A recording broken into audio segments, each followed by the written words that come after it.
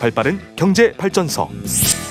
경제발전소 박연미입니다에서는 여러분의 소중한 의견을 받고 있습니다. 짧은 문자 50원, 긴 문자 사진 문자 100원, 샵 0951 또는 TBS 앱을 통해 받습니다.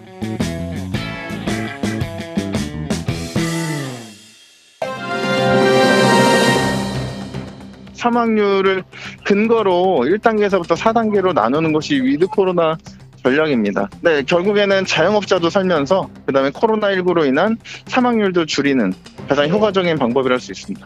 지금 코로나19 이후에 총 대출 규모는 지금 840조를 넘어선 지 오래됐습니다. 네, 이 정도로 지금 자영업자들은 빚에 허덕이고 있고, 거기에다가 얼마 전 기준금리가 0.25% 인상이 돼서 이제 더욱더 부채 증가 속도는 빨라질 걸로 예상이 되고 있습니다. 자영업자들의 그 파산의 규모는 올해 연말에는 어마무시한 매장 개수들이 또 자영업자들이 파산 신청을 할 걸로 예상이 됩니다. 네, 전국 자영업자 비대위의 이재인 대변인의 목소리 듣고 오셨는데, 그렇지 않아도 장사가 잘 되는 상황은 아니었는데 코로나19가 결정적인 한 방이 됐습니다. 하루 매출이 3만 원 혹은 그 이하다 이렇게 주장하는 분들이 많은데요. 열심히 일하면 먹고 사는데 문제가 없어야 하는데 지금의 현실은 적어도 그렇지 않은 것 같습니다. 오늘 박연미의 경제픽에서는 대한민국 자영업자들의 얘기를 들어봅니다.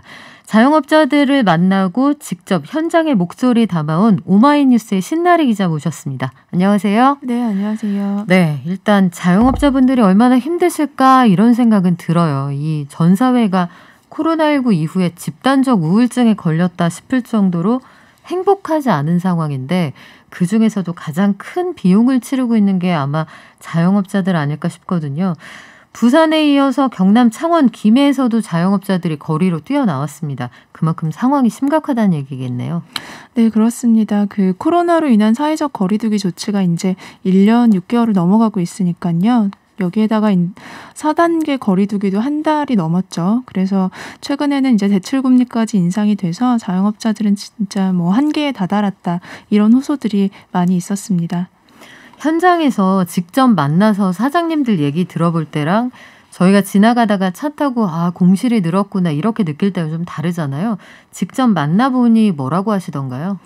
그러니까 우리나라는 약간 퇴직하고 왜 치킨집 사장님이 된다는 말이 있을 정도로 자영업자들의 천국이잖아요. 근데 이분들 대다수가 생활고를 겪고 있다라고 보면 될 것 같습니다. 그러니까 수치로만 봐도 이런 것들이 잘 드러나 있는데, 대출을 받은 자영업자 10명 중 1명이 여러 금융기관에서 돈을 빌리는 고위험군으로 볼 수도 있을 것 같습니다.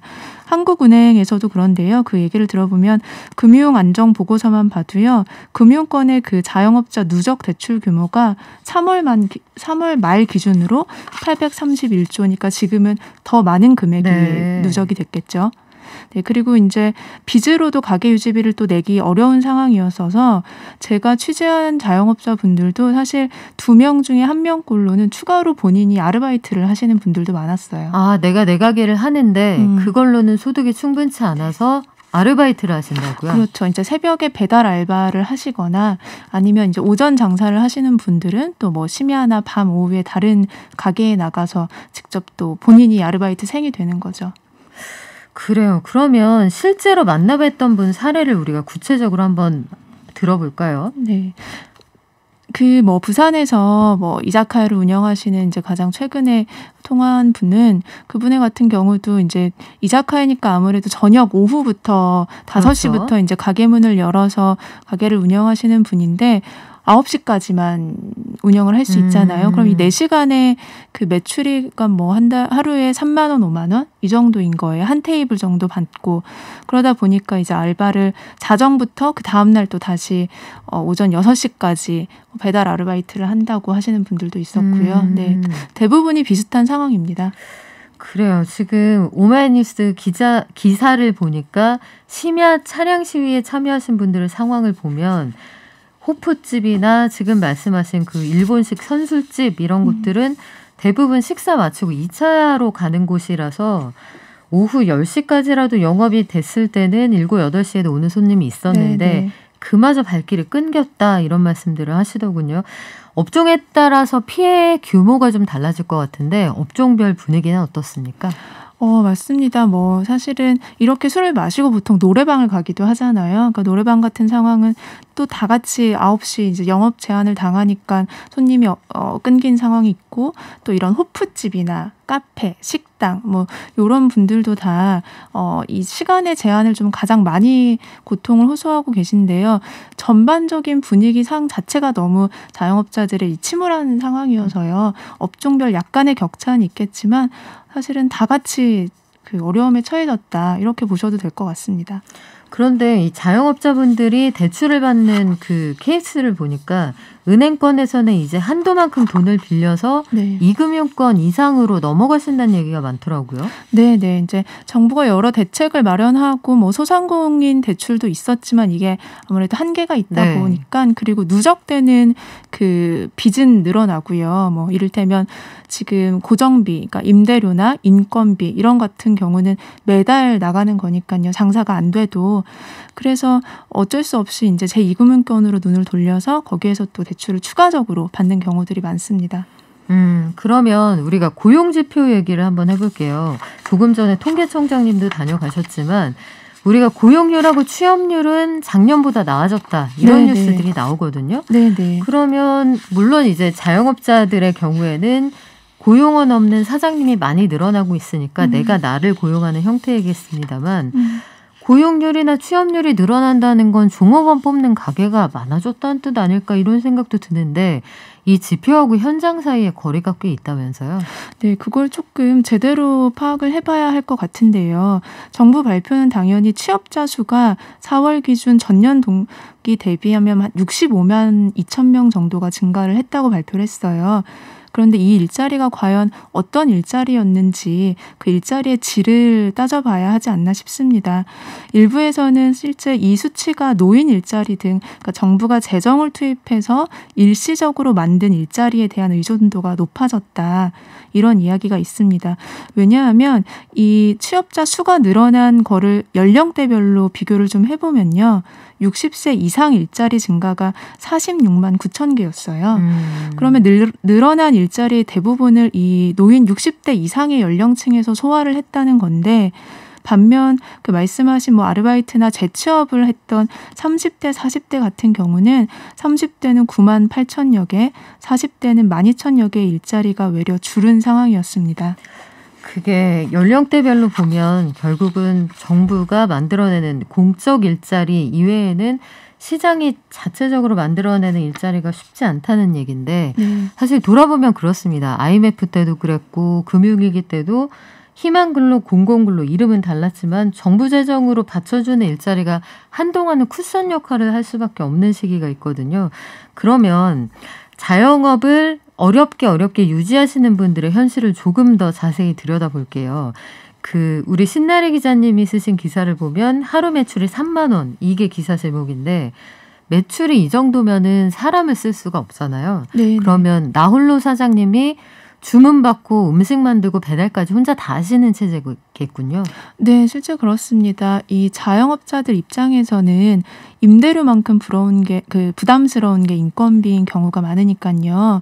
결국 가장 먼저 해고되는 게 지출을 줄일 수 있는 게 자영업자들 입장에서는 아르바이트생이다 보니까 아르바이트생을 먼저 자르고, 그리고 본인이나 가족들을 동원해서 조리와 배달을 소화하고 있었습니다.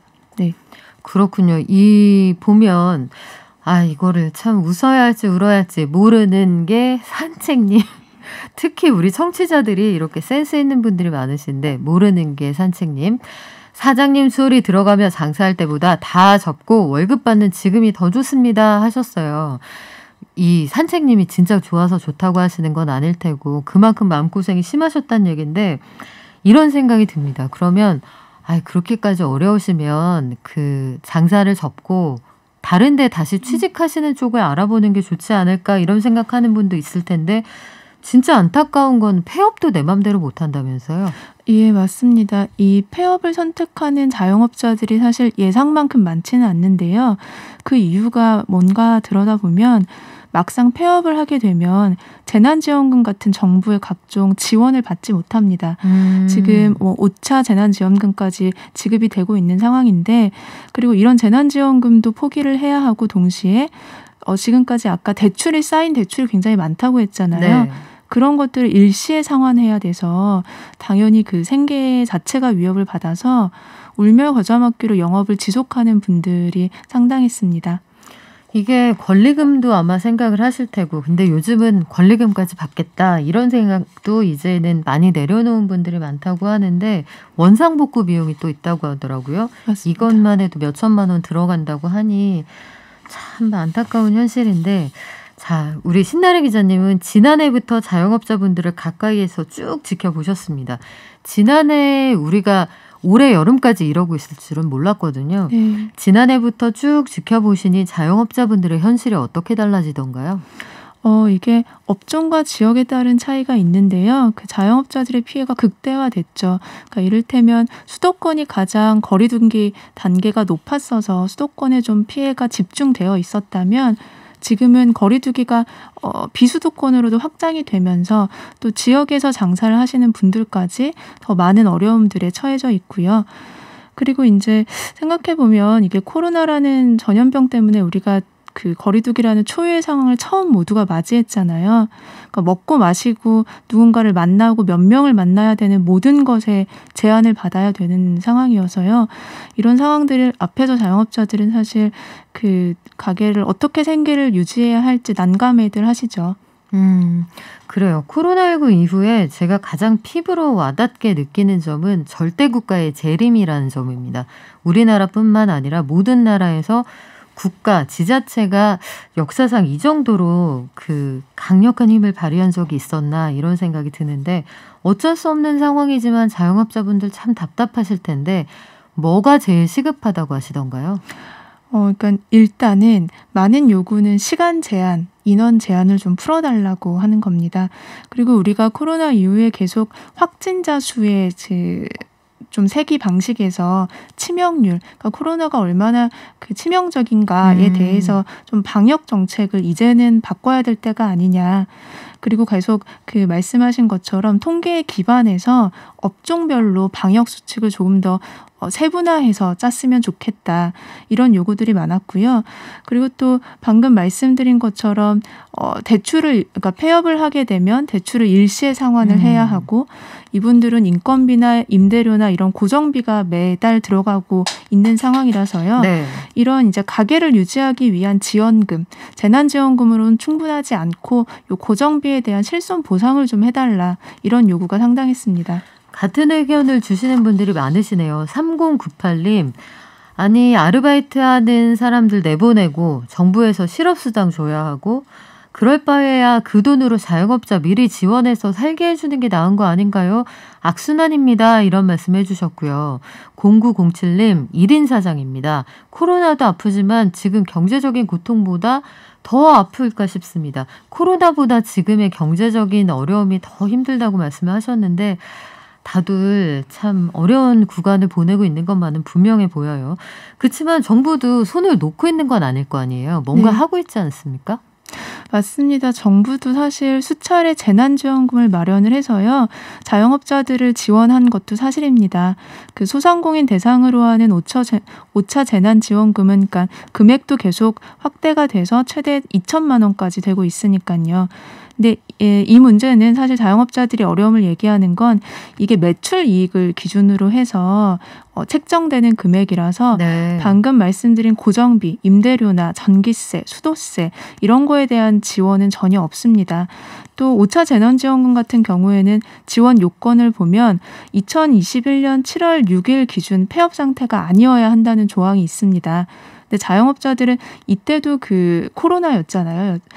그래서 이제 지난해부터 이어진 코로나로 이미 폐업을 한 분들도 있는데 이분들은 지원금에서도 배제를 또 당하는 거죠. 폐업을 하고 싶어도 폐업할 수 없고 울며 겨자 먹기로 장사는 못하는데 임대료는 나간다. 네. 참 어떻게 출구를 찾아야 할지 고민스럽습니다만 적어도 이 임차인인 자영업자만 이 비용을 과도하게 부담하는 건 정의롭지 않다 이런 생각이 들거든요. 건물주들은 어떤 일을 하고 있는지 우리가 사회적으로 어떻게 책임을 나눠야 할지 이 부분에 대한 기준을 정치권이 마련해 줘야 하는데 구체적인 얘기는 아직 없는 것 같네요. 결국은 그러면 거리로 나오는 자영업자는 계속 늘어날 것 같은데, 자, 위드 코로나라는 얘기가 대선 주자들 사이에서 심심치 않게 나오고 있어요. 이제 코로나를 상수로 두고 그냥 치료해 나가면서 일상으로 돌아가는 수밖에 없다, 이런 얘기를 하는데, 자영업자분들은 이런 방식에 대해서 어떤 입장입니까? 너무 환영하고 기다리고 있는 방식입니다. 왜냐하면 이제 위드 코로나라는 게 자영업자들이 더 이상 망하지 않고 살 수 있는 최소한의 환경이 만들어지는 조건이라고 보고 있고요. 그리고 이거는 기존의 방역 체계가 바뀌는 거잖아요. 거리 두기의 방역이 아니라 치명률을 관리하자라는 건데, 이제 코로나를 독감처럼 생각하면서 이런 치명률 중심의 거리 두기를 하자면 위드 코로나 시대로 접어들면 자영업자들도 최소한의 숨통은 조금 열릴 수 있지 않을까라고 생각하며 많은 기대를 좀 걸고 있습니다. 네, 그럼 우리 신나래 기자님이 현장에서 한 2년여 동안 자영업자들의 현실을 지켜보셨는데, 공실률이 늘어가는 주요 상권을 보면서 나라면 이런 걸 한번 해볼 텐데, 이렇게 제안해 보실 만한 정책이 있었어요? 글쎄요. 근데 정말 많은 지역들 중에서 빈 사무실도 되게 많고요. 이런 또 청년 창업이나 이런 곳들이 가장 먼저 타격을 많이 받았다고 하더라고요. 근데 이제 공실률 관리도 그렇지만 또 그러니까 이분들이 그러면 이후에 어떻게 지금 왜 코로나 때문에 이 어려움을 겪었고 어떤 지금 현상에 놓여 있는지에 대한 관리, 지자체가 될 수도 있고 문을 닫은 자영업자들을 좀 이야기들을 듣고 이 사람들의 이제 다음 단계들을 좀 지원하는 것도 필요하지 않나, 이런 생각들이 좀 들었습니다. 그렇군요. 그래요. 여러 가지 생각이 드는데, 최근에 저는 그 뉴스가 갑자기 떠오르네요. 독일에서 갑자기 지금 월세가 너무 많이 올라서 독일의 지방정부가 한 20만 호 정도를 강제로 몰수를 해서, 굉장히 극단적인 조치입니다만 예컨대 몰수를 해서 임대료를 좀 동결하거나 일정 부분 이상 올리지 못하게 하는 내용을 주민투표에 붙인다고 하더라고요. 그렇게까지는 할 수 없을지 모르겠으나 적어도 임차인이 혼자 소위 독박을 쓰는 이 구조는 좀 바꿔야 하지 않을까, 이런 생각이 듭니다. 지금까지 오마이뉴스의 신나래 기자였습니다. 고맙습니다. 네, 감사합니다.